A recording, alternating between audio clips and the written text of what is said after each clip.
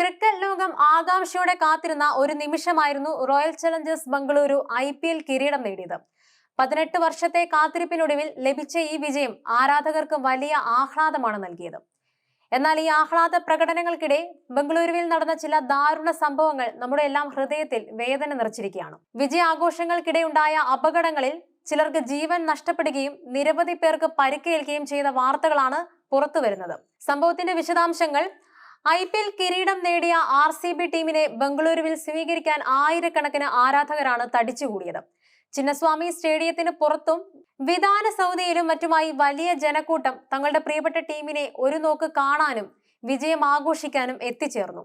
ഈ ആൾക്കൂട്ടത്തിനിടയിൽ പലയിടത്തും തിക്കും തിരക്കും അനുഭവപ്പെട്ടു. ചിന്നസ്വാമി സ്റ്റേഡിയത്തിന് സമീപം നടന്ന വിജയാഘോഷങ്ങൾക്കിടെയുണ്ടായ തിക്കിലും തിരക്കിലും പെട്ട് ഇതുവരെ 11 പേര് മരിച്ചതായാണ് റിപ്പോർട്ടുകൾ. സ്റ്റേഡിയത്തിന്റെ ഗേറ്റുകൾ തുറന്നപ്പോൾ ആരാധകർ കൂട്ടത്തോടെ അകത്തേക്ക് തള്ളിക്കയറാൻ ശ്രമിച്ചതാണ് തിക്കും തിരക്കും വർദ്ധിപ്പിച്ചത്.